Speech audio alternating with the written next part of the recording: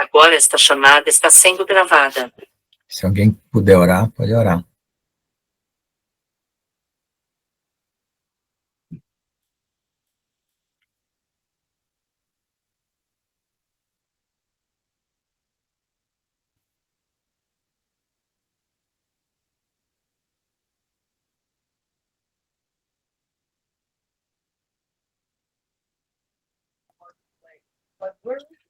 Pastor Lucas, eu posso orar então? Essa turma está muito acanhada. Pois é, né? Eu sou boa para contar testemunho, mas para orar é só acanhada mesmo, irmão. Ah, que isso. Nossa, fez todo mundo ficar chorando. Eu estou no carro, não sei se está muito barulho, eu espero que não. Obrigado, Senhor, obrigado por mais reunião aqui com o Senhor, muito obrigado pelo carinho que o Senhor faz, o amor que o Senhor faz com todos os seus filhos ao redor do mundo. Nós não conhecemos nada do teu amor, Senhor, 10%, 5% do teu amor. E sim, isso tem sido a igreja todo esse tempo, mais de 2.000 anos. Nós não temos conhecido, há 4.000 anos até, desde o tempo de Moisés, antes até. O inimigo tem feito um bom trabalho em esconder o teu amor do ser humano. Em todas as coisas ele tem enganado, em todas as coisas o inimigo tem distorcido, como o Senhor está mostrando hoje. Mostrou para mim, acho que está mostrando para o pastor Lucas, para alguns que o inimigo, sim, tem trabalhado em esconder o teu amor do ser humano, do ser humano, dos teus filhos aqui na terra, todos eles são seus filhos, com exceção dos pequenos aí. O Senhor tem chamado todos para a glória do Senhor. E sim, nós vamos conhecer o teu amor. E vai haver muito choro, como no som vivo agora da Márcia. Vai ter muitas e muitas surpresas. Ah, Deus faz isso, Deus faz aquilo, Deus faz isso. A gente vai ver que o Senhor tem trabalhado nossa vida em todo canto, todo momento, a gente não sabe. Livrar da gente tantas, tantas coisas que poderia ter sido muito pior para nós, e a gente não sabe ainda. Esse é o Deus que a gente prega. O Deus que a gente prega sobre amor, a gente não tem vergonha de falar do teu amor. E muitos dos teus filhos têm vergonha de falar do amor. Fala do amor, tem medo das pessoas usar o amor para abusar as outras pessoas, porque tudo tem se enganado pelo inimigo. Eu amo a vizinha, a mulher a vizinha, então eu vou pegar a mulher do outro cara porque eu amo ela, me ama, então eles usam tudo distorcido. Mas nós, teus filhos, nós não temos vergonha de pregar sobre o teu amor, Senhor, do que o Senhor tem feito por nós. Esse amor incondicional que o Senhor tem feito por nós. Nos amando, não interessa nada que a gente faz, é um amor incondicional. Incondicional. Somente se tua igreja, somente se teus filhos entendessem isso, Senhor. Que não é baseado nas obras, é baseado no amor que nós temos pelo Senhor. O pastor Lucas falou uma coisa tão muito sábia, que a igreja não é baseada nesse negócio de pecado, é baseada numa missão. Missão. Muito, muito sábio mesmo. Muito obrigado por isso, Senhor. O inimigo tem enganado a tua igreja. Ajude-nos, então, a voltar ao teu amor. Ajude-nos, então, a pregar o teu amor, a saber que, sim, o Senhor nos ama, o Senhor está conosco. Ajude-nos a confiar em tua palavra, Senhor. Não foi ensinado para nós como confiar no Senhor. Ajude-nos a confiar no Senhor, no teu carinho, cada vez mais, né, Senhor? Vai ser realmente muito linda essa colheita. Pedimos que o Senhor abençoasse agora e dirigisse a boca do pastor Lucas. Que ele falasse os segredos do teu coração. Não os segredos, não as coisas que é normal, mas as coisas que são secretas do teu coração, que é dada somente para aqueles que te amam e te procuram. Coisas dentro do teu coração que a gente gostaria de saber. Nós estamos procurando, Pai. Muito obrigado pela tua presença. Muito obrigado por estar aqui nos ouvindo. Muito obrigado, então. Espero que o Senhor tenha um bom dia aí no céu, ao redor do mundo. Muito obrigado pelo que o Senhor tem feito, está fazendo por nós e por nossas famílias, nossos pets, nossos amigos. Tudo em tuas mãos, Senhor. Tudo, tudo, tudo. Está tudo feito, Senhor. Muito obrigado, Pai. Está tudo feito por causa do Senhor. Tudo. Em nome de Jesus, obrigado, Senhor, pelo dia de hoje, pelo privilégio de estar aqui Muito obrigado por ter nascido nessa época. Muito obrigado por aprender tantas coisas. Eu acredito, sim, que estamos aprendendo muitas coisas misteriosas que têm sido veladas da tua igreja por todos esses anos, milênios. Coisa até difícil de aprender, porque é por dores que o caminho para o teu reino é feito, porque a dor, que o teu caminho vai contra o ego do ser humano. Então, nós temos que mudar nosso ego, nós temos que mudar quem nós somos. E é só com dor isso. Muito obrigado por tudo isso. Uma dor celestial gostosa. Em nome de Jesus, obrigado por todos os irmãos. Abençoa, então, a família de cada um, os amigos deles, à medida que nós chegando mais perto da tua presença, Senhor. Em nome de Jesus, muito obrigado, Pai. Amém, amém, amém. Amém. Glória a Deus. Aleluia. Então, irmãos, vamos começar aqui a nossa aula de hoje, falando sobre como, irmãos, como transformar a palavra de Deus em substância viva, né? Engraçado que nós aprendemos, eu tenho me preocupado com o conhecimento da história toda da humanidade, para poder entender os passos e entender o final e me agarrar às promessas, sabendo que tudo tem um propósito desde antes da criação, para entender as coisas invisíveis que influenciam e que as pessoas não se dão conta, principalmente aquelas bem racionais e aquelas que estão no mundo que se dizem as mais sábias e as mais entendidas, cientistas, sociólogos, psicólogos, estudiosos. Eu vejo que em todos os meios de conhecimento tem sempre uma brecha, uma falta de complemento, né? As pessoas se especializam em determinadas áreas do conhecimento, esquecem de outras, não observam a vida como ela realmente é, envolvendo todos os aspectos da vida, né? São pedantes quando elas sabem alguma coisa importante de uma determinada área que dá a ela um destaque social, financeiro, um médico, um político, um sociólogo, um escritor, um filósofo, um engenheiro, um advogado. Por quê? Porque o mundo precisa dessas coisas para manter o sistema funcionando. Só que se esse sistema for quebrado, todo mundo fica no desespero.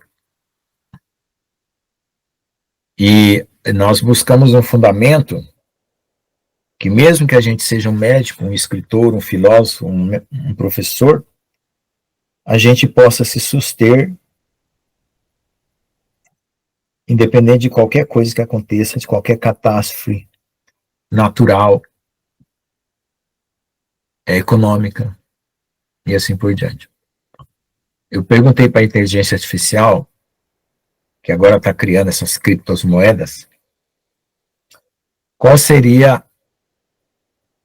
quais catástrofes que poderiam acontecer que derrubaria essas criptomoedas, que elas estão nascendo aí para substituir o dinheiro fiduciário, né? É esse dinheiro fantasma que todo mundo tem, que na verdade só são números, não tem lastro, e as riquezas são fictícias.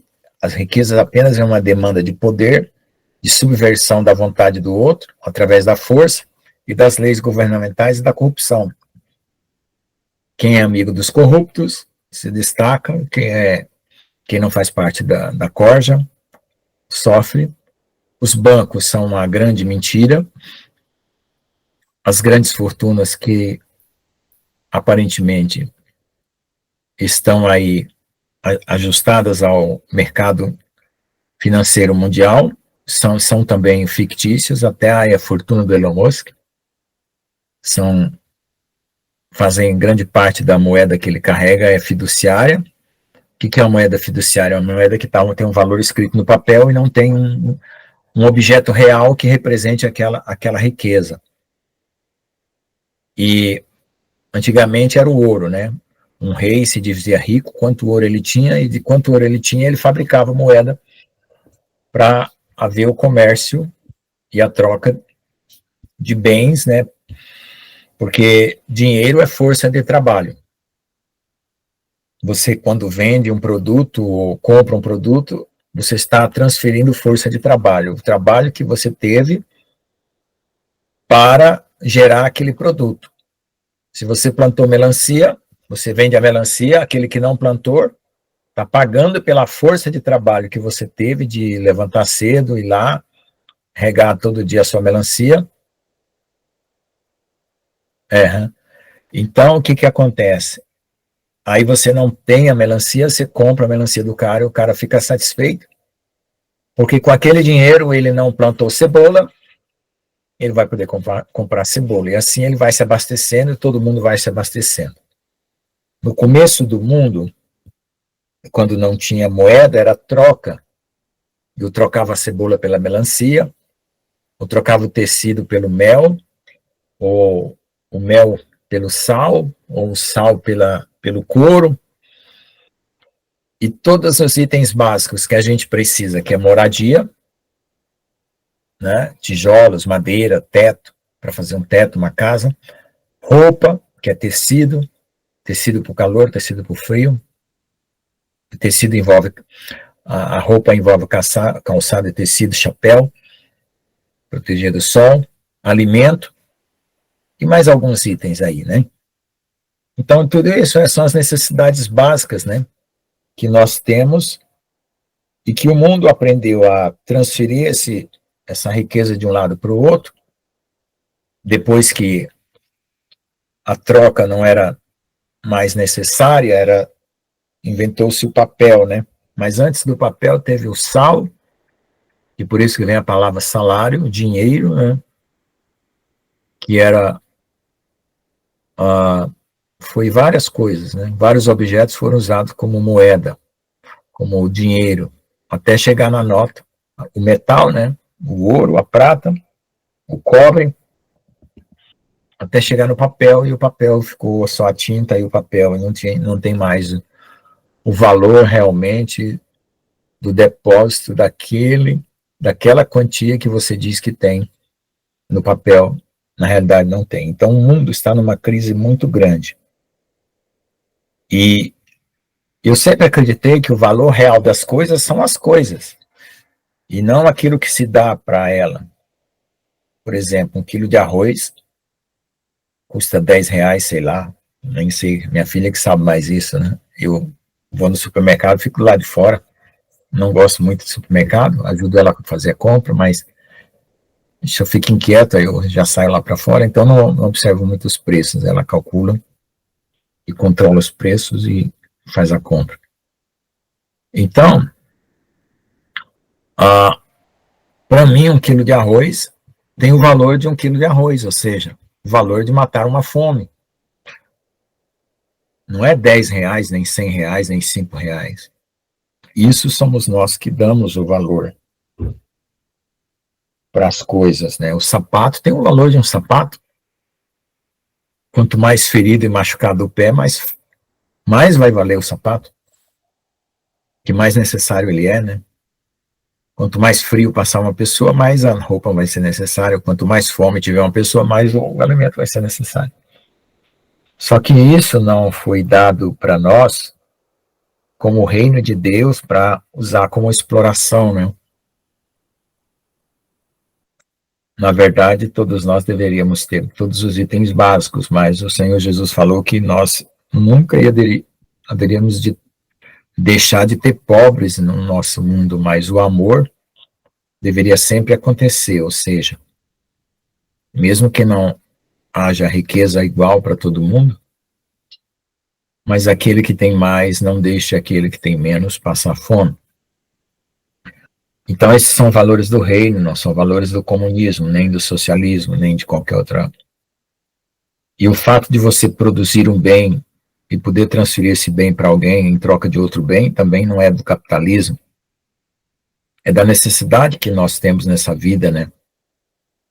E lá no reino de Deus, o sistema será perfeito, não vai ter inflação, não vai ter acúmulo de poder, centralização de renda, nada, é tudo uma economia que na verdade seria uma cosmogonia, né, ou cosmonomia, de Deus. E eu estava assistindo uma palestra sobre o problema financeiro do mundo. Todos nós estamos vivendo uma mentira que, por fato dela ser dinâmica e ela não ser localizada, a gente continua comprando arroz, comprando feijão, vendendo roupa, vendendo sapato, comprando os itens básicos para a nossa sobrevivência humana. Mas o dinheiro não existe. O dinheiro só são números no banco. E o banco não tem aquele dinheiro. E ele não quer nem que você saiba, porque se de repente você resolver sacar tudo que você tem lá e todo mundo sacar, o banco não vai ter dinheiro para colocar na mão de todo mundo. Então a moeda, que é o papel impresso, quando ele é impresso mais do que o governo tem de riqueza, vamos dizer assim, ou o povo tem de riqueza, gera inflação, né? Que é o aumento das coisas. E o governo hoje, além da corrupção que tem, trabalha com as metas, né? A Era do Ouro entra nas profecias? Não sei. O que a Era do Ouro vai se tornar, eu explico mais tarde. Espera só um pouquinho que a gente chega lá. O que as pessoas têm aí, né, é um sistema de números, onde esses números validam as trocas. Né? As trocas seriam as compras ou as vendas. Daqui para lá, de lá para cá. Então nós temos um sistema de números. Não temos o valor, vale ouro, né? Como diz o irmão Daniel. Aí eu comecei a perguntar assim no meu coração e pedir para o Senhor mostrar para mim qual seria o item mais necessário que sempre vai produzir mais e mais, porque o dinheiro, como riqueza, ele tem que ser um item extremamente necessário e que ele sempre possa ser produzido, possa ser minerado, vamos dizer assim, né? Minerado quer dizer aumentado a quantidade. O ouro, o metal, era minerado porque descobriam-se minérios de ouro, de prata, de ferro, de cobre, e aí aquele poder de explorar o material e acumular ele, transformar ele em algum bem, estava valendo. Então, hoje, o ouro é usado nos circuitos computadores, é o melhor condutor que tem. O ouro era usado para joias, para a beleza das coroas, dos reis, das rainhas. O ouro, dizem que na antiguidade os deuses se alimentavam de ouro, né, que o sangue era de ouro, passou a ser de prata, depois de ferro, de cobre, de ferro, até chegar a nós, nossa geração. Isso tem as histórias aí sobre as eras da humanidade. E, além disso, parece que nós também estamos alterando até a nossa constituição genética por causa de... Logo vai estar adaptado a um outro tipo de atmosfera, um outro tipo de alimento e assim por diante, porque está sendo induzido essa mudança. Mas a questão é a seguinte: o Senhor fala que o valor que sempre é necessário e que sempre pode aumentar, como o ouro, é o amor. Então, a moeda de Deus no céu é um amor. Você pode minerar o amor, escavar o seu coração e sempre se doar. Você pode chegar ao extremo do sacrifício do amor, que como o espírito não morre, mesmo que você morra de amar o seu próximo, morra de amar a seu Deus, você continuará vivo. Então, ainda nesse mundo, o reino de Deus não pode ser totalmente implantado, porque nós temos a morte como um limitador. Qualquer esforço extravagante que a gente fizer em nome do amor vai resultar na morte, porque o nosso corpo não vai suportar. Se você correr uma jornada muito longa com um ferido nas costas para chegar a um hospital, você também pode morrer de cansaço e não chegar no hospital. Então você precisa de um meio de transporte. Se você doar tudo que você tem para saciar a fome de algum país na África ou de alguma aldeia, você também morre de fome. Então, essa natureza humana, terrena, ela está limitada, materialmente limitada. E Deus coloca um desafio para nós de que nós podemos extrair do nada alguma coisa pela fé. Então, quando Jesus multiplicou os pães e os peixes, de onde vieram os pães e os peixes? Então, a fé de Jesus, por estar ligado ao Pai, esvaziado de si mesmo, ele ainda tinha a conexão da fé, orou, agradeceu pelo alimento e se multiplicou os alimentos. Então, a gente chega no nível do milagre. E o nível do milagre é o nível em que aquela palavra que você deu, aquela palavra que você falou, se torna numa substância, em algo palpável. Então, quando a gente começa a orar por alguma coisa que ainda não existe, a gente começa na imaginação, alimenta essa imaginação e vai pela vontade, pelo desejo, pela súplica, até que as coisas vão se movimentando no mundo celestial, no mundo espiritual, começam a movimentar as coisas na terra, e aí começam a acontecer os fatos que vão levar à materialização daquilo que você deseja. Então, você minera, através da sua fé, aquilo que você deseja. Você minera, através da sua fé, o seu ouro, a sua prata, né? Aquilo que você precisa, aquilo que tem mais valor para você. E Deus fala que o amor, a fé que opera pelo amor, né? Então, não adianta você ter fé de fazer transportar montes, né? Ou de materializar coisas se você não tiver o amor. Porque, de novo, se você materializasse ouro pela sua fé e não distribuísse, não tivesse amor para ajudar quem precisa, você simplesmente seria um desses capitalistas que acumula riqueza. Então, ter fé não é a solução. Poder ter fé de materializar coisas também não é a solução. Mas a solução seria ter amor. O amor começa com repartir as coisas, mas não visando o retorno, mas simplesmente porque se sensibiliza com a situação da outra pessoa. Mas no sistema de Deus, só o amor, sem a materialidade da roupa, do calçado, do alimento, não teria condição. Então nós temos a terra, temos o lugar onde nós moramos, temos os talentos de plantar, outros talentos de fabricar. Então nós poderíamos montar uma sociedade de irmãos que fosse independente desse mundo.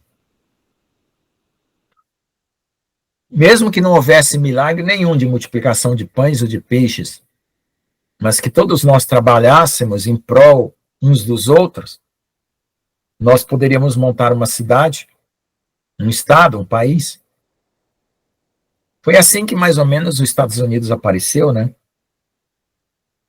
Um sonho de liberdade, um sonho de construir um país onde todo mundo tivesse unido na mesma causa, no mesmo propósito. Lá dentro dos Estados Unidos tem a comunidade dos Quakers, né? Tem a outra comunidade lá dos Menonitas, eu não sei, tem uma outra também dos Amish. comunidades fechadas, que eles produzem riqueza em si, né? Por que tem que ser fechada? Porque se você tiver um sistema muito grande, as entradas e as saídas compromete o sistema. Então, nós temos hoje o conceito de blockchain, que é cadeia fechada, que é quando você tem um algoritmo do computador que regulamenta a troca de um bem, né, uma criptomoeda, que é uma moeda computacional, se agregar mais algum, aquele blockchain tem que se adaptar à nova demanda, aquele novo bloco que vai se acumular ao primeiro, sem quebrar a estrutura. Então, o problema dos Amish, dos valdenses, dos moravianos, dos menonitas, né, e dos quakers, é esse problema de fronteira. Se eles tivessem, ou se eles já têm um sistema perfeito de economia, onde ninguém passa fome, ninguém tem nenhum prejuízo, vamos dizer assim, grande, né? Porque o prejuízo é aquilo que você acumula para uns e deixa faltar para o outro. Então, se você tiver um sistema equilibrado dentro dessa comunidade fechada, você sobreviveria muito bem. O problema são as ameaças externas, por quê? Porque os Amishes, os Quakers, os Menonitas, os Valdenses estão no contexto do mundo. E o mundo está assolado por todo tipo de maldade e perversão que tenta invadir. Então, essa pequena comunidade teria que ser o Éden. Mas já saindo do Éden, não vamos conseguir montar um Éden. Então, os Amish, os Valdenses, os Quakers, né, os moravianos e os menonitas não conseguem retornar ao Éden, por melhor que seja o sistema que eles vivam. Fechado, aqui perto tem a colônia dos Pitmarsson. Foram fugidos da Revolução Bolchevista na Rússia, depois foram para a Holanda, da Holanda vieram para cá. Então, essa situação hoje no mundo é crítica. E como o mundo está mais pobre do que há 100, 200 anos atrás, por que o mundo está mais pobre, embora tenha mais tecnologia, mais riqueza aparente? Porque se você pegar toda a riqueza que existe acumulada, rebater ela em toda a pobreza, a média é mais baixa do que a média de anos atrás. Porque a riqueza é o valor médio de todos os habitantes da Terra. Então, não é o acúmulo de riqueza de um e o empobrecimento do outro. Se esse desnível for muito alto, quando você rebate, pode ser que você fique abaixo de um valor anterior de riqueza. Então, Deus criou um sistema no Velho Testamento perfeito, que os judeus não praticaram, não entenderam isso. A cada 50 anos, todas as propriedades eram devolvidas aos seus donos originais e todas as dívidas eram perdoadas, era o chamado ano do jubileu. E por que Deus faria isso? Para que você soubesse que a cada 50 anos qual era a média de riqueza que o povo realmente tinha. Vamos supor que nós todos aqui fôssemos judeus e nós fizéssemos o nosso jubileu. E o pastor João emprestou dinheiro para um e para outro, e eu também emprestei, e alguém pagou e outro não pagou, e de repente nós perdoamos todas as dívidas, completou 50 anos. Então a riqueza média de cada um seria o quê? R$500. Se daqui mais 50 anos a riqueza média de cada um fosse R$1.000, nós crescemos. Então, se isso fosse praticado pelos judeus e fazendo esse cálculo matemático, a nação de Israel seria rica a cada 50 anos.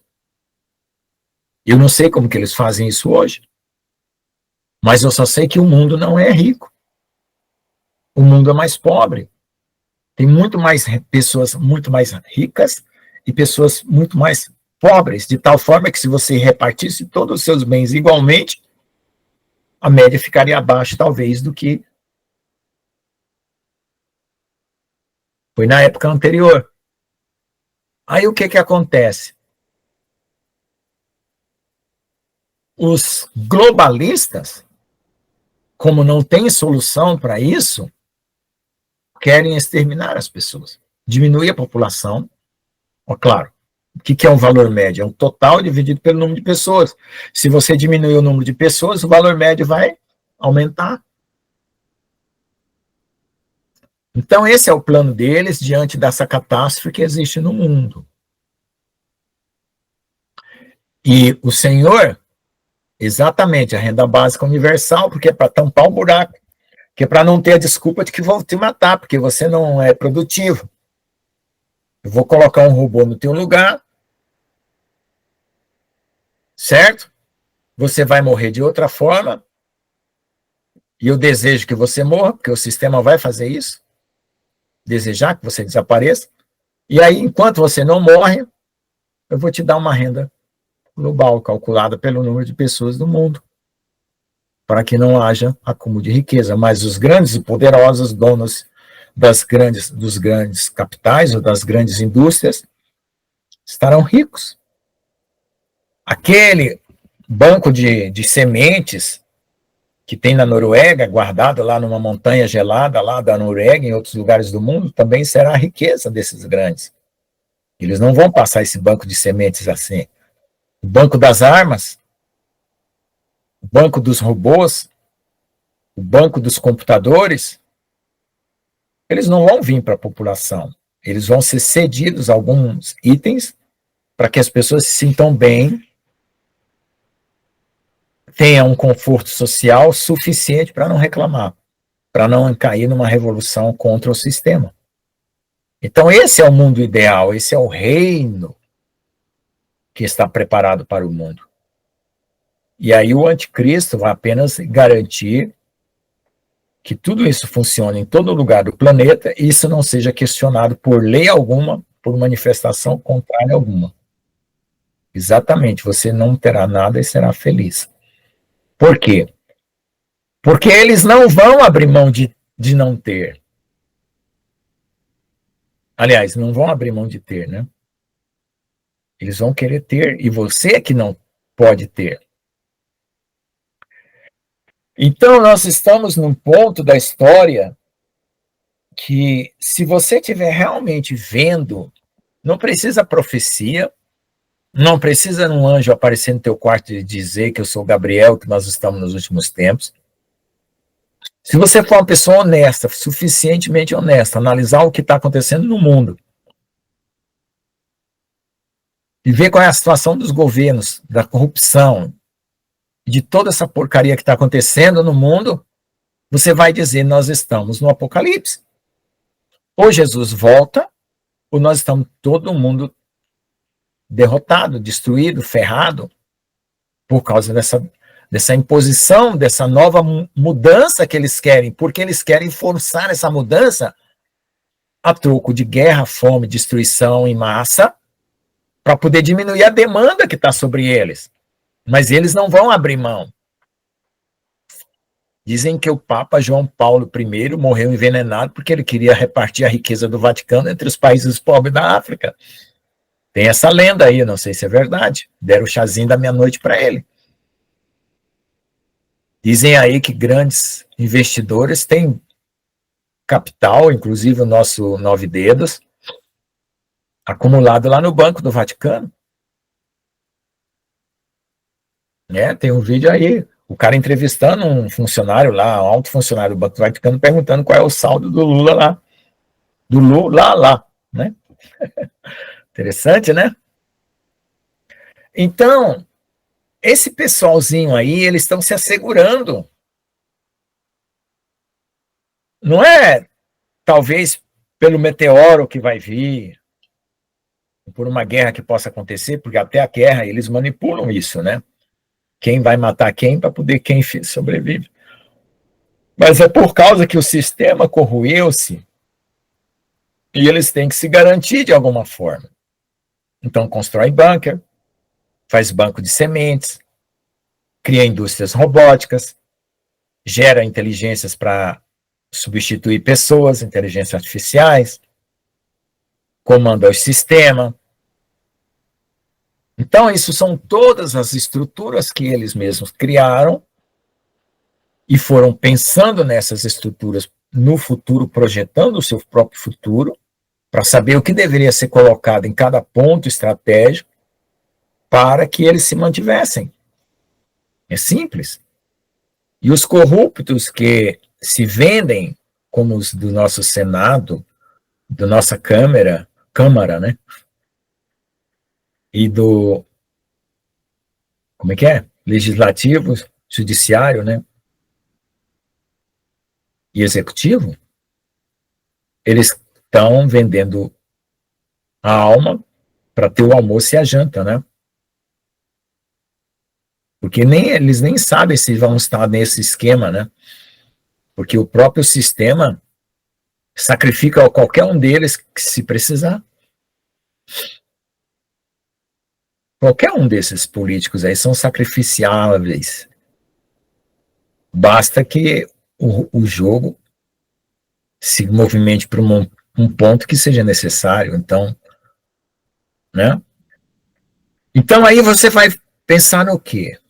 Pensar no reino de Deus, que é a sua esperança. E pensar onde? No livro de Daniel, que é onde a mesma angústia que nós estamos passando aqui agora, nesse momento,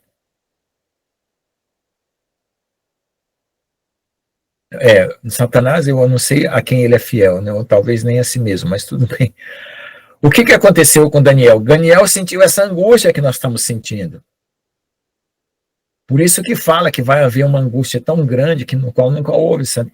Daniel sentiu essa angústia, o povo destruído, escravizado na Babilônia, já tinha tido escravização na Síria, já tinha tido a dispersão das 10 tribos, tinham ficado outras lá, e agora estava na Babilônia. Ele falou, o que será de tudo isso? E ele entrou em angústia, começou a fazer jejum, e veio as profecias. Veio a profecia da estátua de Nabucodonosor, que era a estátua das gerações, a era de ouro, a era de prata, a era de ferro, né? De bronze, depois a era de ferro, e depois os dedos da estátua misturado barro com ferro, que é a nossa era agora. E uma pedra cortada que não sabe de onde, destruiu a estátua. E agora chegou a hora de nós invocarmos o nome do Senhor e clamar, Senhor, manda essa pedra destruir essa estátua, porque o sistema babilônico está aí erguido, ele está a ponto de emergir como solucionador desse caos social, caos financeiro, caos econômico, caos político, caos religioso. Então, algumas profecias apontam que sim, porque lá se deu liberdade para todo tipo de coisa. Então, veja só, nós estamos num ponto muito crítico, né? Você sai aí para fazer compra e tal, você luta para, se você tem casas de aluguel, o teu inquilino agora quer morar na tua casa e não quer pagar mais nada, como no caso da minha mãe, né, que tem uma casa lá de aluguel, que ela alugou para um cara. Então as pessoas estão lutando para apagar incêndio. E Jesus está voltando. E elas têm que se desprender dessa roda, e essa roda desesperadora da necessidade, né? Porque você tem que compensar no dia de amanhã. Se você acordar amanhã e não tiver comida, como é que você faz? Entra em desespero. Então, o Senhor está nos convidando para ter confiança, saber que cada dia tem o seu mal, mas Ele também está convidando a repartir, e está convidando a nós ter fé suficiente, como um grão de mostarda, que vai fazer crescer aquele pequeno grão de mostarda como uma árvore para dar frutos, uma árvore bem grande e frondosa, até o ponto de, se necessário for, multiplicar 5 pães e 3 peixinhos. Mas o que a nossa situação pede hoje, além do amor e da capacidade de repartir, é confiança, e que nós, num ponto crítico, que nós vamos chegar, Deus vai nos dar a redenção. O Pai vai liberar o perdão, que é o dia do Yom Kippur espiritual do universo, onde todos os corpos serão transformados em corpos espirituais. Então, aquela limitação que eu falei antes, de que se você amar uma pessoa de toda a sua força, você também corre o risco de se despedaçar e morrer junto, porque seu corpo não resiste, né? Você precisa de algo sobrenatural. Quem assistiu aqui aquele filme Até o Último Homem, né? O cara, ele estava esgotado, ele queria salvar pessoas, descendo corpos feridos, machucados numa montanha. E ele foi pedindo força para Deus, e ele entrou para fora do limite natural. Um limite já no espiritual, né? Onde Deus apareceu com forças para ele conseguir a noite inteira descer corpos feridos para salvar um pelotão inteiro. Quem assistiu o filme sabe o que eu estou falando. Então ele entrou no nível sobrenatural, mas ele não foi transformado, né? Ele ainda espera a incorruptibilidade. E nós estamos caminhando para esse ponto, para esse clímax da história, onde que o nosso esforço, a nossa angústia, vai ser tão grande que Jesus precisa transformar, trazer a redenção que ele prometeu, da vida eterna, ou então nós seremos uma raça extinta. Então, o que nós temos aí como promessa? O arrebatamento, antes de chegar nesse clímax maior, né? Que isso vai acontecer na grande tribulação, até que Jesus venha, em cavalos brancos. Então, o Senhor vai dar esperanças antecipadas para nós, para que aquelas pessoas que vão estar aqui até o último minuto não desanime e possam estar de pé na volta de Jesus. Agora, o que acontece é que a nossa esperança, ela não é uma esperança apenas emotiva, ela é poderosa. A palavra de Deus opera milagre, a palavra de Deus se torna substância. E esse é o tema de hoje. Você orar, insistir, clamar, pedir, até que o céu se movimente de alguma forma que você não entende e as coisas cooperem de alguma forma que você também não vai entender e venha a solução do seu problema. Como a irmã Márcia falou, que ela não tem nenhuma condição de continuar lá na casa dela e não tem nenhuma condição de sair, assim como a irmã Alexandra, mas que ela confia que algo sobrenatural vai movimentar-se no céu e na terra, e ela vai para algum lugar preparado por Deus. Então isso é fé, é palavra se transformar em substância. Entende? Por que eu relatei todo o drama do mundo? Porque nós simplesmente estamos anestesiados para esse drama. A gente só está sofrendo o nosso drama pessoal. Mas nosso drama pessoal, do alimento, da roupa, do calçado ou da moradia, está dentro do contexto do mundo. E nós nem estamos numa comunidade como fechada como os quáqueros, como os moravianos, como os valdenses, nem como os amish. Nós estamos espalhados, participando de uma live por YouTube, um nos Estados Unidos, outro no Portugal, outro no Rio de Janeiro, outro no Paraná. Nem junto nós estamos para formar uma comunidade fechada. O pastor João plantar trigo, eu plantar arroz, a irmã Márcia plantar batata, a irmã Alexandra fazer roupa, a irmã Ana Paula cozinhar os alimentos, o irmão Manuel transportar os alimentos. Nós não estamos nem nisso. Estamos tão separados como... Entendeu?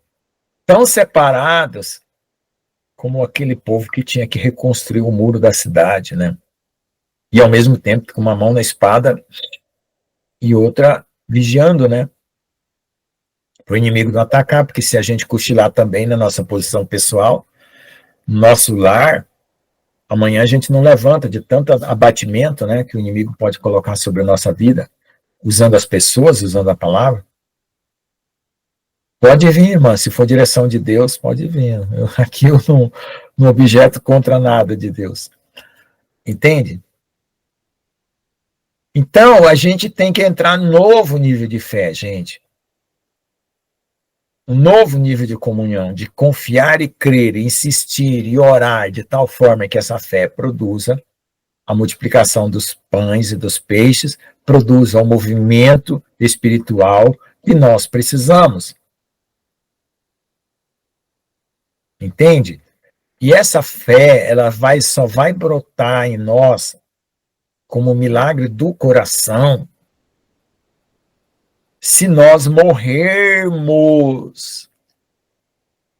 para a carne, para o ego. Eu ainda consegui encontrar um sobrevivente do ego em mim. Eu fiquei triste. Eu vi um deusinho assim, ele parecia um duendezinho, com um chapeuzinho pontudo e uma carinha de velhinho assim, desse tamanhozinho.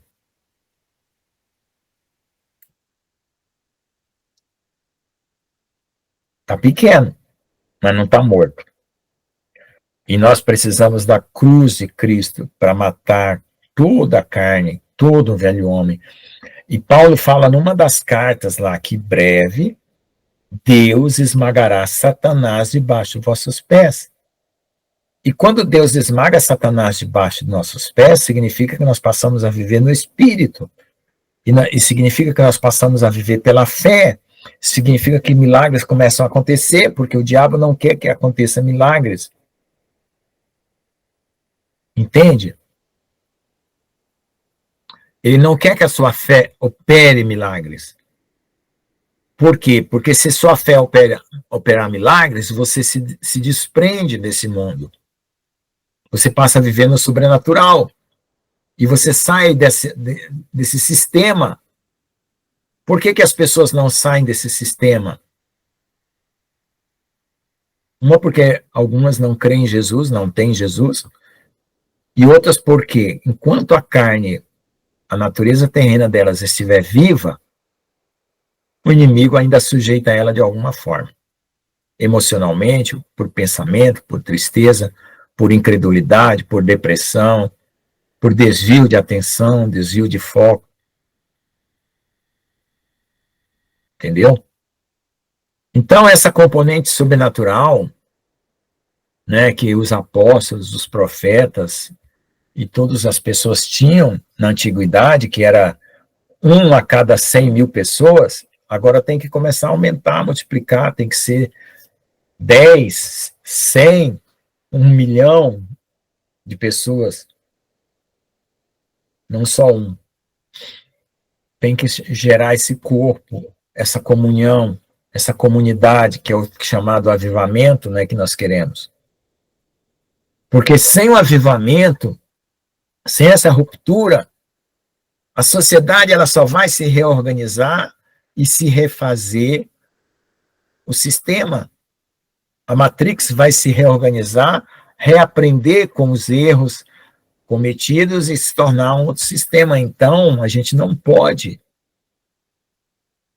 entrar nessa repetição novamente. Então, venha o teu reino, Senhor. Pai nosso que estás nos céus, santificado seja o teu nome, venha o teu reino, venha o teu reino. Repetição não. Né? Novo céu e nova terra, não novo governo. Novo sistema. Na China, Eles fizeram a Revolução Cultural Chinesa e só trocaram um sistema feudal por um sistema que está lá até hoje. No Brasil, as promessas também são as mesmas. É só um novo sistema. E as pessoas estúpidas que fazem força para esse novo sistema se adaptar e se estabelecer, acham que estão solucionando, porque não conhecem o Evangelho, não conhecem o reino de Deus, não conhecem o sacrifício da cruz, não conhecem a ressurreição, não conhecem a vinda de Jesus, não conhecem o milagre. Nunca viram o milagre.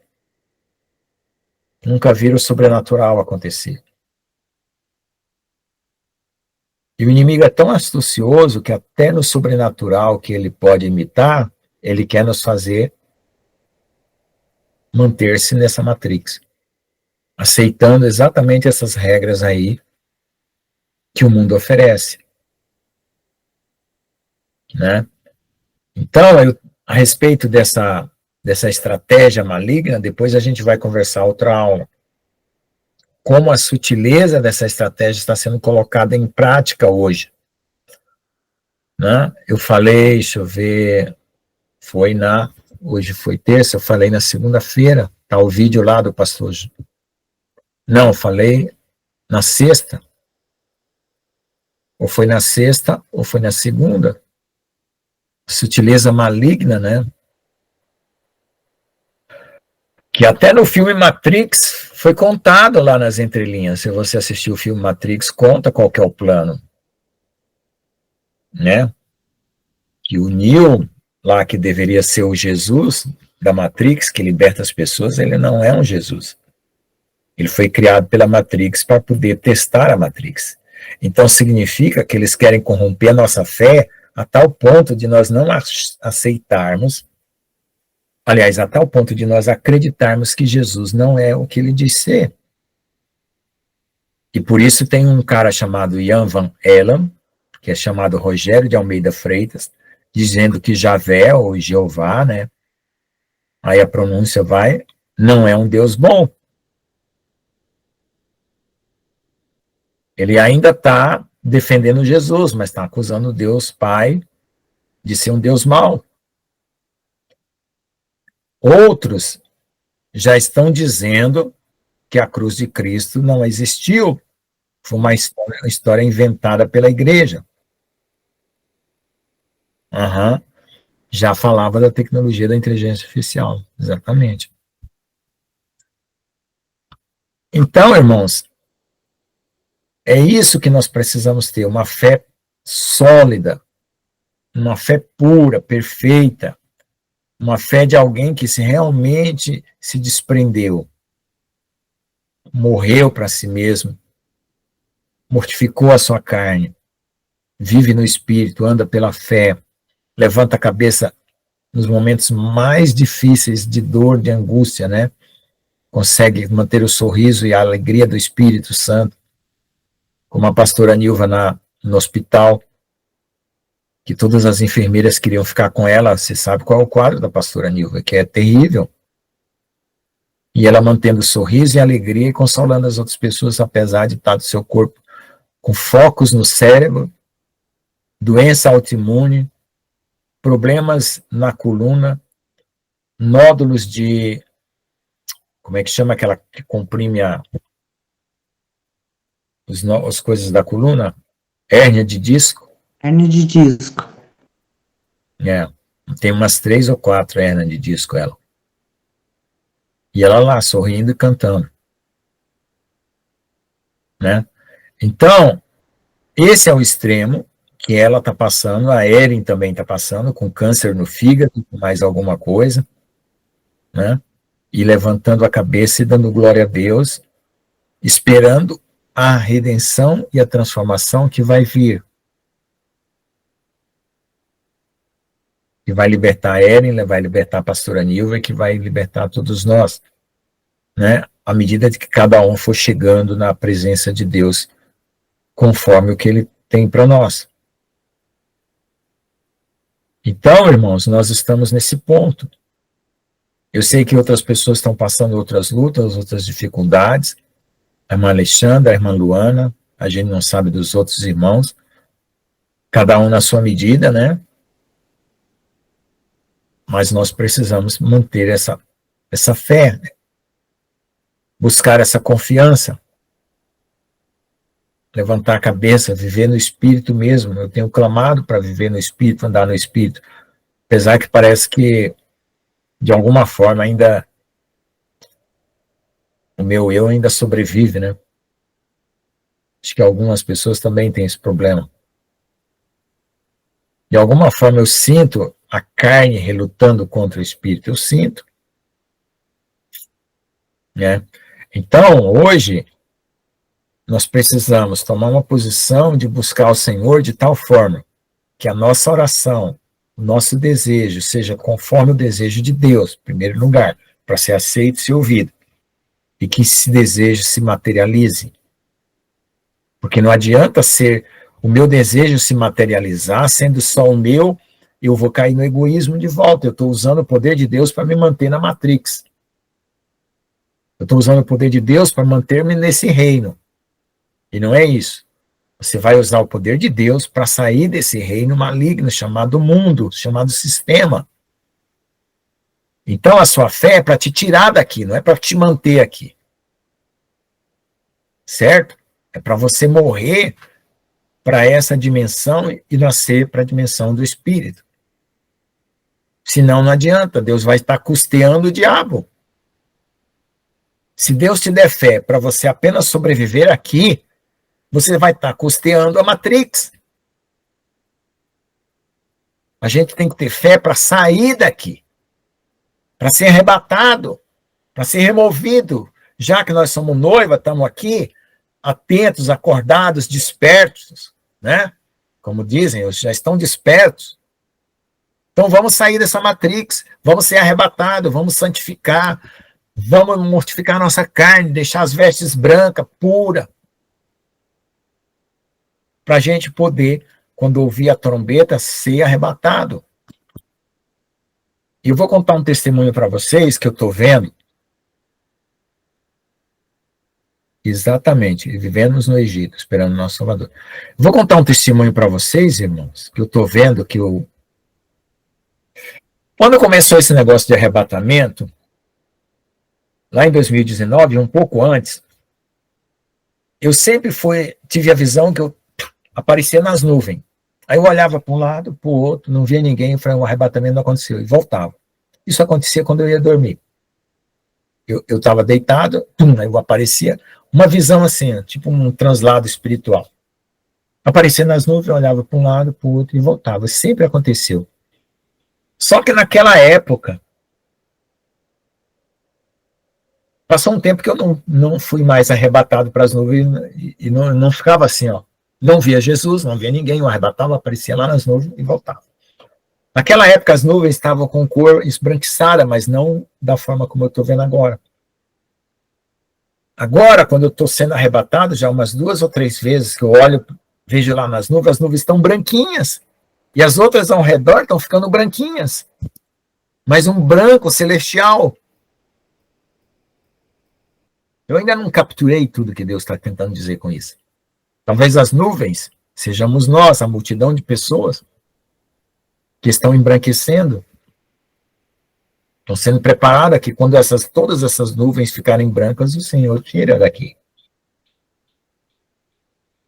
Porque parece que o mundo ele vai crescer nas trevas e nós vamos crescer na luz. É como as águas, né? Que subiram, mas Noé estava, né, acima delas, na arca. E é curioso isso, porque aquilo me dá uma confiança tão espiritual, que é além das minhas emoções, que quando eu tenho aquele arrebatamento, que eu volto, é uma fração de segundo. Eu me sinto confiante. É como se Deus estivesse testando o elevador, sabe? para eu ser arrebatado. Então, irmãos, a gente precisa mergulhar nessa fé mais profunda. Aí essa realidade vai despontar no nosso coração, que vem do coração e muda a mente. mas ela vem também do coração para mudar até a estrutura da nossa realidade. O que está dentro, o que está fora, ao final, o nosso próprio corpo, que é o ponto último, né? Também. Porque Paulo fala que a morte será tragada na vitória. Então, a morte é a redenção. No caso, quando a morte for destruída, o corpo é transformado. O céu e a terra voltaram a se colapsar novamente, se unir. Amém? Então, vamos aí, são 9h27, né? Nós começamos mais tarde hoje. Se alguém tiver algum comentário, fica à vontade. Agora o irmão quer saber sobre a era do Trump. Eu vou responder ele antes, vocês ficam à vontade. O Trump é o seguinte: Deus tem suas estratégias.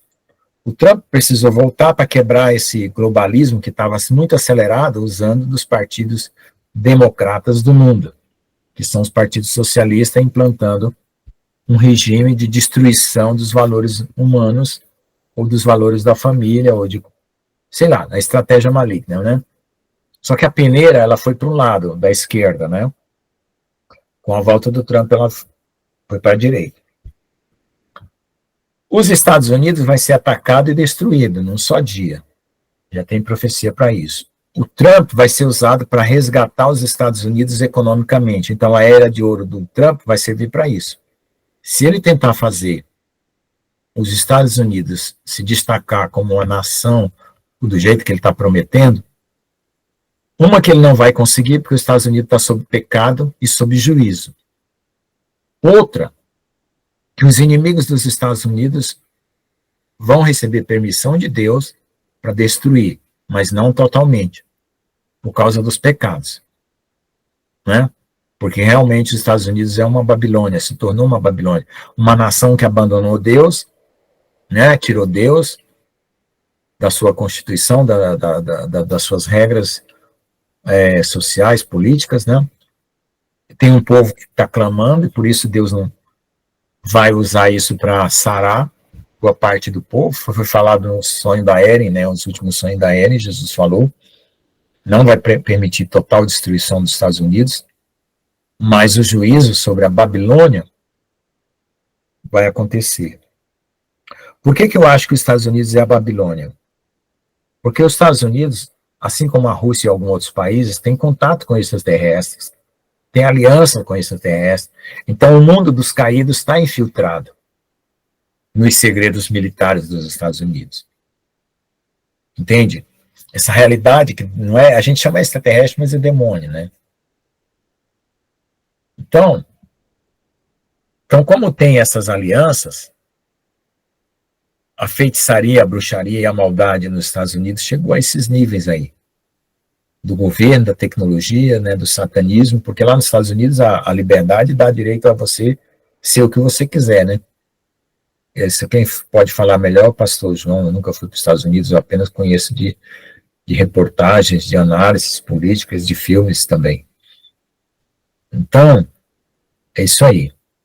Aqui no Brasil ainda não tem essa liberdade toda, né? Mas agora vem essa liberdade de que você também pode ser satanista aqui, que é o Estado laico, né?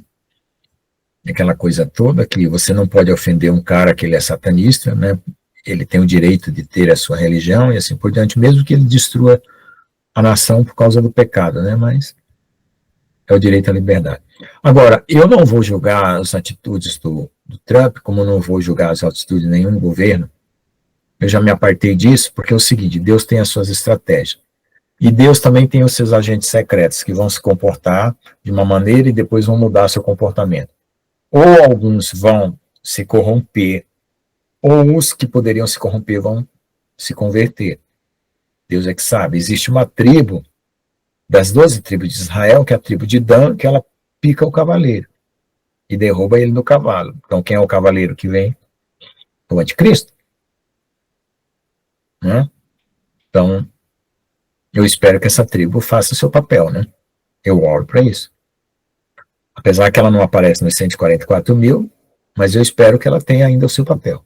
Pode falar, irmã Márcia. Eu não sei se está dentro do assunto, vocês me perdoem, eu tive que sair porque meu telefone, a pessoa estava insistindo muito, precisava conversar comigo. E essa parte da Cracolândia aí, que estão falando que teve um avivamento, que teve gente orando, você está sabendo alguma coisa, irmão Lucas? Olha, é o seguinte, a Cracolândia ela foi desmontada porque tinha, acho que era um sistema lá montado pelos traficantes, né, para lavagem de dinheiro, tá? Agora eles estão usando da força da política da esquerda, né, para restaurar a Cracolândia, né, porque eles estão tendo prejuízo, os que lavavam dinheiro lá. Então, de um lado está o governador de São Paulo, que fez o projeto de solução da Cracolândia. Quais métodos ele usou e se realmente ele dissolveu, eu não sei. Dizem que realmente quebrou o esquema do pessoal e agora o pessoal está tentando voltar. Agora, a desculpa de voltar da Cracolândia para a Cracolândia é absurda em si mesmo que não tenha sido quebrado o esquema de uma forma eficiente. Né? O que eles estão dizendo é que os moradores da Cracolândia sumiram, como que disse assim, que fim eles deram a essas pessoas, ou seja, eles mataram? É isso que eles estão querendo levantar suspeita. Eles eliminaram ela? Mandaram para a guerra na Ucrânia? Entendeu? Esse é o problema. Essa suspeita da narrativa que eles criam. Como ninguém mora na Cracolândia, ninguém tem o endereço de quem morava lá, e ninguém sabe quem morava lá, e as pessoas sumiram, como é que você vai saber se eles estão vivos ou estão mortos? Lugar que recupera advogados? Hã? Lugar que recupera advogados? Como que chama que me deu um branco? Casa de recuperação.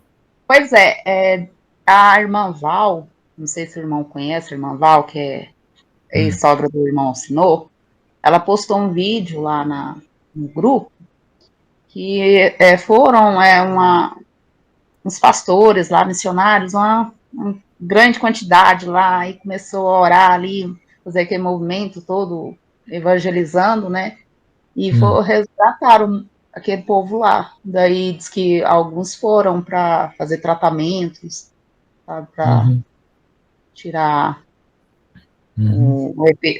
a droga, né, do corpo, né, desintoxicar, né. Sim. É o que eu sei, assim, tô sabendo que eu até vi o vídeo.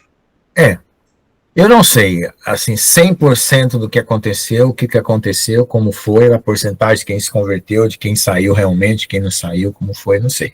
Só sei que incomodou. E a narrativa que o pessoal, acho que é do PSOL, né, se organizou lá para combater, é de que, pelo que eu ouvi do vídeo, que essas pessoas tinham sido deslocadas aí cruelmente ou teriam sido eliminadas. Sumiram. Então, essa é a suspeita, que eles querem que volte porque a comunidade precisa existir. Então, eu vi uma vertente aí, tá uma desinformação nessa situação aí. Porque eles estão soltando um vídeo de um avivamento, que Deus recuperou o pessoal, que Deus, um avivamento, exatamente usando isso, que Deus se usou e fez obra, milagre, que converteu, que foi uma unção. Agora, eu escutei de um canal, que eu não lembro qual, ali, a Santa Efigênia, que é ali perto, os traficantes chegam para os donos do comércio e falam, você me vende, vale 1 milhão, tá tudo tomado, né? Ó, te dou 500 mil, você pega, 300 mil, se não pegar, aí obriga a pessoa a vender e vai embora. Foi desvalorizado aquela região ali, o PCC está tomando conta de tudo isso aí, e os grupos foram repartidos em alguns lugares, um pouco ali subindo para o Bela Vista, para o Gianópolis, e que agora vai ser transferido para lá, causa desvalorização dos imóveis, eles compram e depois tira eles de lá. E muito antes disso, eu já tinha, na época da eleição de São Paulo já tinha um papo a respeito disso aí. Então, se a gente for olhar, eu creio que Deus faz obra, entendeu? Que Deus restaura, mas estão jogando também esse vídeo como se Deus tivesse convertido a Cracolândia inteira e feito um milagre. Eu vi esse vídeo. Vocês viram? Acho que a irmã Ana Paula deve ter visto mais ou menos o que eu vi aí. Passa mesmo as pessoas chorando e tudo mais, mas tem várias outras vertentes dessa situação. O filho da irmã Val, ele participou, porque ele é da igreja, dessa igreja lá, sabe? Só que, assim, eu acredito também, assim, que nem todos, né? Uma grande parte ali deve ter dispersado para algum outro lugar, né? Só Deus sabe. Que aquele tanto de pessoas certamente não converteu, não. Eles estão mostrando pequenos grupos em outras regiões, em outros bairros ali. Se tiver pequenos grupos, só vai se multiplicar, né? Separaram, dividiram, que eu acredito que Deus passou ali e chamou algumas almas, entendeu? Uhum. Que o Senhor fez uma obra e tirou alguns dali, até mediante o que eles estavam armando. Mas eu acredito que o crime organizado está por trás de tudo isso aí mesmo.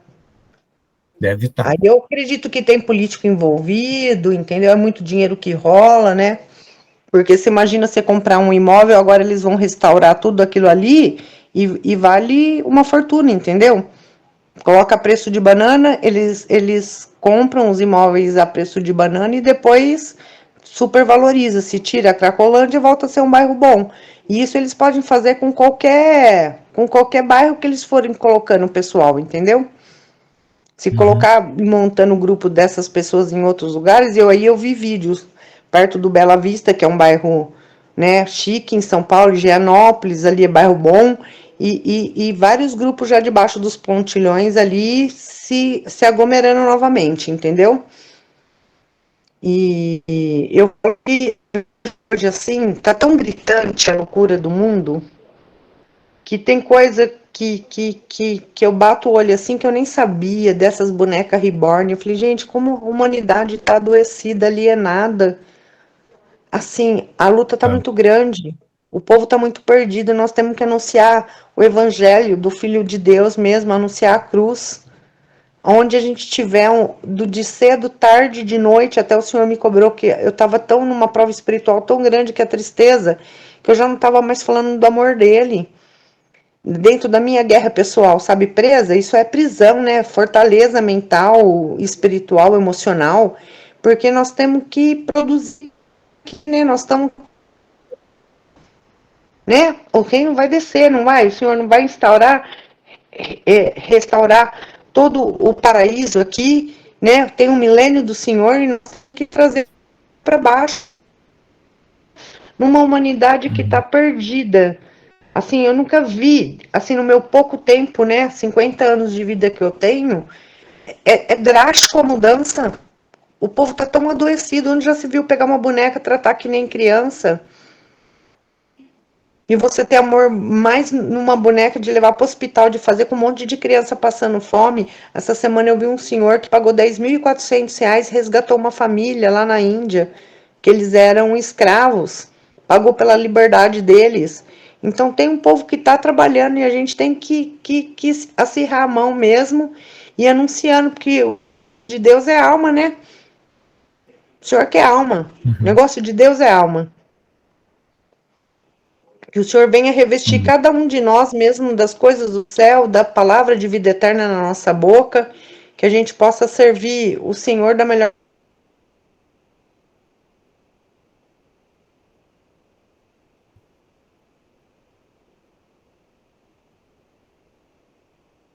Deus, para a gente poder fazer a vontade dele aqui na terra, né?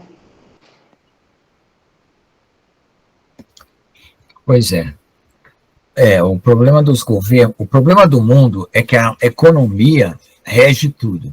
Então, tudo que dá dinheiro, bebê reborn dá dinheiro, então deixa o povo ficar doido que eu quero vender bebê reborn. O problema do governo é que ele segue a economia, ou seja, tem dinheiro, não importa se venha do PCC de qualquer lugar, Importa que tem dinheiro para a gente poder usar o poder da força e da corrupção. É assim que funciona, essas são as regras básicas. Aí, né, ninguém ama ninguém, ninguém tem perspectiva de reino, né, e as pessoas compram narrativas, porque a narrativa é hipnótica, né, ela te dá uma falsa sensação de segurança, porque você repete e você vive na histeria. Histeria é quando você acredita naquilo que fala sem ter a realidade, o suporte da realidade, né? Você tem que falar o que a realidade é, e aí você acredita por causa da realidade, não pela histeria. Então o povo está na histeria. O povo fala que o governo é bom, que o governo é bom, que o jornal fala que o governo é bom, que o governo é bom, que o governo luta pela liberdade, e tanto repetir, a histeria faz a mente aceitar aquilo como real, e não é. Entendeu? É um estado de histeria. Auto-engano, pode chamar. Auto-engano, histeria. Tá bom, irmãos? Vamos orar? Alguém quer orar? Alguém quer pedir alguma causa específica? Apresentar algum problema específico para nós orar? Ou mesmo orar só para agradecer? Eu vou parar a gravação. Ninguém vai orar? O Daniel já deve estar bem cansado. Ultimamente ele... Então eu oro, então. Vou orar para poder eu encerrar aqui, mas vocês podem continuar na live. Às vezes saem até mais assuntos melhores e mais profundos depois, né? Então tá. Senhor nosso Deus, nosso Pai que estás nos céus, obrigado por esse dia, por essa palavra, por tudo, Senhor, que o Senhor esteja tocando nosso coração com mais profundidade, nos resgatando de tudo e qualquer amarra e prisão que nós mesmos nos metemos através da nossa própria carne e da nossa incredulidade ou de nossa falta de rendição ou de nossa falta de propósito, Senhor, que o teu amor nos atinja profundamente, totalmente, e que esse amor nos constranja a viver sem nenhum medo, mas em plena confiança de fé, erguendo a nossa cabeça, Senhor, pelo Espírito, Senhor, e andando sobre as alturas da terra e sobre as águas tempestuosas desse mundo. Possamos estar fazendo a tua vontade, nos preparando para o arrebatamento, para a tua vinda, vivendo uma vida santa, digna e reta, Senhor, independente do que aconteça ao nosso redor, mas que nosso coração se mantenha firme em paz em ti. Possamos dar um fiel testemunho, viver no amor, ser compassivo, Senhor, misericordioso com todos, Senhor, repartir aquilo que nós temos com os nossos próximos, e vivemos, Senhor, para te agradar, Pai. Obrigado pela vida de cada irmão, de cada um aqui, Senhor. Que nós não nos esqueçamos das premissas do Evangelho, das premissas do teu reino, das premissas da tua palavra, Pai. Possamos estar firme e alicerçado em ti. Abençoa a nossa noite de descanso, Senhor, e o nosso dia de amanhã também. Abençoa os nossos familiares, abençoa todos os enfermos e traz a cura e a libertação, Pai. Em nome de Jesus. Amém. Amém. Eu vou só parar a gravação. Pode continuar.